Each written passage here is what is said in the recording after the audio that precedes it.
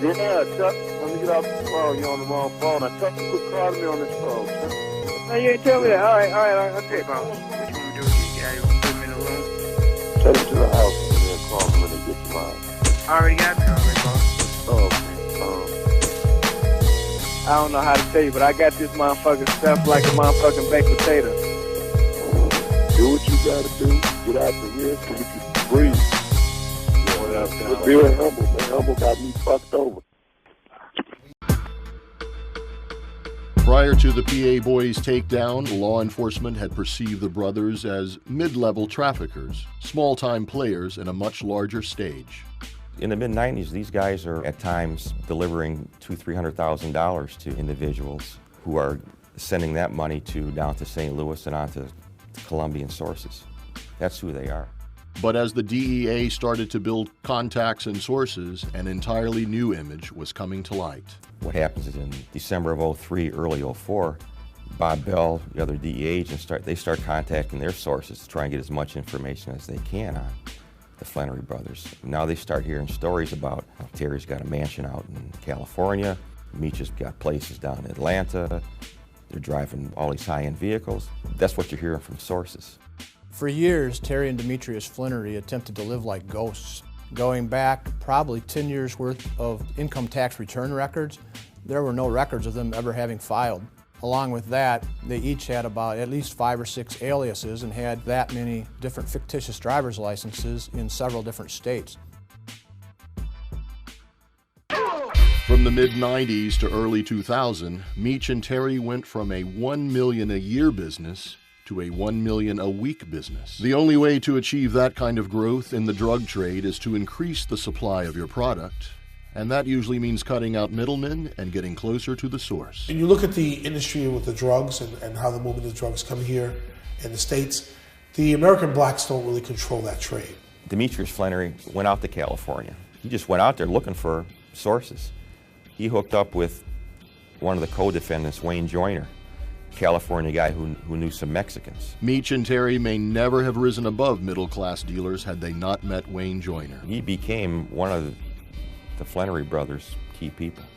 Wayne Joyner was a drug trafficker from California who had good connections. He knew guys that could do houses, he knew the car guys, he knew the Mexicans.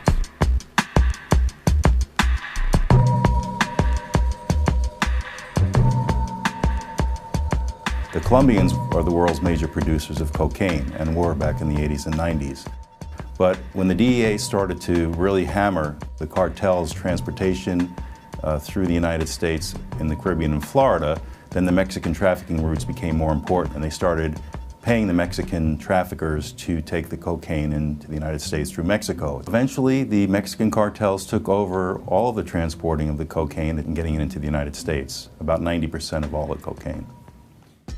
Securing the Mexican source provided Meech and Terry with almost an unlimited supply of uncut cocaine for a substantially lower price than they could get from any U.S. distributors. That they were purchasing at the time for $15.5 per kilo, and the BMF organization was moving at least 600 kilos a month. This allowed them to literally corner the market. Not every even top-level drug dealer in a major city ever gets to that point. You have to have something special to get the trust of the cartels. They expanded their enterprise, establishing hubs in 11 states to unload their product. Terry moved to California to receive the bulk shipments, and Meech moved to Atlanta, which was an ideal distribution hub for all of Eastern America. There's about 10 different highway routes that you can take out of the city to get out of here. And that route going from Florida all the way up through to New York, Philadelphia, and Boston, you got to go through Atlanta to get to those places. It's just physically, it's a great place to be. And also, it's a big enough city and already has enough of a drug culture of its own to provide cover for those people who are moving through the city itself. Atlanta was definitely becoming a strategic location for the drug trade, but the culture attracted Meech too.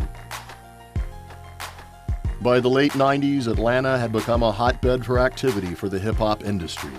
Rappers were playing the streets with mixtapes, and famed producers like Jermaine Dupri, Outkast, Goody Mob, and Ludacris were attracting national attention.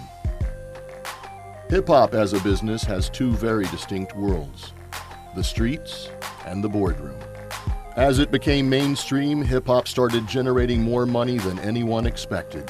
With the connection to the streets comes the element of the criminal underworld.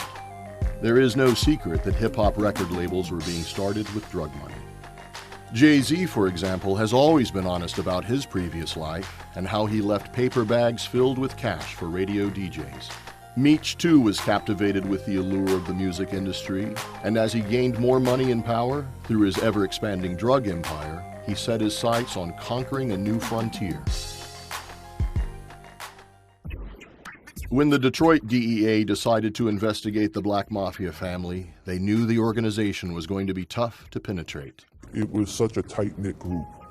There was no way to get somebody in. We could make buys from the underlings, but as far as getting somebody into the organization itself, it wasn't going to happen. But early on, Bob Bell and his team got a lucky break. Using confidential informants enabled the investigation. They were able to identify a phone number for a BMF manager named Benjamin Johnson. Shortly after, they successfully got a court-ordered wiretap to listen in on his phone calls. After only a few short weeks, the Detroit DEA struck gold. A couple of weeks into the wiretap, we intercepted a call, and we didn't have the person's name, but we immediately knew that it was Terry Flenory by his commanding voice and Benjamin Johnson's respect and deference for Terry. What up, though? I need you to fly to Florida and drive this car back to Detroit for me. Okay, when you need me to do that, sir? As soon as possible. Okay, that's not a... Fly to white boy. Yes, sir. You gotta drive this car like you got some sense, because a hurricane gonna come that way. Okay. We immediately knew we had Terry and knew we had an important phone to target for the next wiretap. Getting a wire on Terry's phone was the turning point in the DEA's investigation. They had finally infiltrated the inner sanctum. For Meech and Terry to successfully run a nationwide trafficking organization, they needed to establish a protective infrastructure. They set up stash houses in key hub cities, always in other people's names, and usually in mansions in upper-class neighborhoods. There is something that you get for living in those kinds of neighborhoods, and one of them is it's a safe place, not just in terms of keeping it away from the police, but in terms of keeping it away from other offenders. Somebody knows that you got $9 million worth of drugs in your house. They're going to come looking for it. The various stash houses had nicknames. There was the Elevator, the Gate, the White House, and then there was the infamous Space Mountain, a modern multi-million-dollar enclave that had a perfect wraparound driveway for limos to deliver 200 kilograms of cocaine, located in the heart of Buckhead, the wealthiest neighborhood in Atlanta. Buckhead residents are snooty. They don't like outsiders, but how a large national black organization managed to, with the flash and the bling and the rims and the cars and the girls, how they managed to do this and nobody complained in a neighborhood where they complain if your dog walks on your curb. Even the day we took everything down, we had more people on our backs about that. You know, we were making noise. But it was like, yeah, we made noise, but they never complained about him. In charge of the stash house was J-Bo Brown, Meech's second in command. J-Bo was really just kind of being the general manager of BMF. He would be like at the stash houses when the drugs would arrive. Like Meech would never be in the same room with drugs or anything like that. So it's almost like doing some of the dirty work that Meech really couldn't do or wouldn't do. So he was the guy who was really just running the ships for him. Another innovation that the two brothers used, which was not all too uncommon, was sophisticated traps in their vehicles to hide the cocaine and the money as they moved city to city. When you have cars like this and they want to build secret compartments, how does that work? You have people that sell jewelry for a living. They need to carry around their products. They need to carry around money. Sometimes they have weapons for their personal protection. It varies according to what you want to put into the vehicle. Basically, in a vehicle like this, you know, we could take this entire area, we could take that carpet and we can cut it, we can reattach it to a piece of aluminum and bolt that to a welded enclosure under the vehicle. Then we can make that piece pop open, we can make it motorized up, we can make it airtight, we can make it waterproof, we can make it however you want it, and it would look like there's nothing there. You could take this vehicle back to GM and they wouldn't even know it was there. They had a Lincoln limo. They had about $1 million in a secret compartment, and no one was able to find this money until 2 years later. They can be built that sophisticated.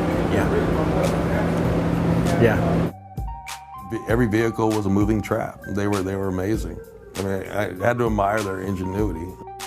They had real strict rules about like nobody who's below this level of management can even know how to open the traps that they had installed in these cars to access the drugs. I mean, which would basically be like, okay, put the car in reverse, turn on defrost, hold a magnet up to the dash, and turn on the windshield wiper. These traps were high-tech, very sophisticated, electronic, hydraulic. Some of them had vacuum pumps in them to try to overcome or thwart drug-detecting canines. It would make it difficult. We were able to seize a Hummer limo, and notwithstanding the best efforts of law enforcement to find the secret panels, we managed to miss it.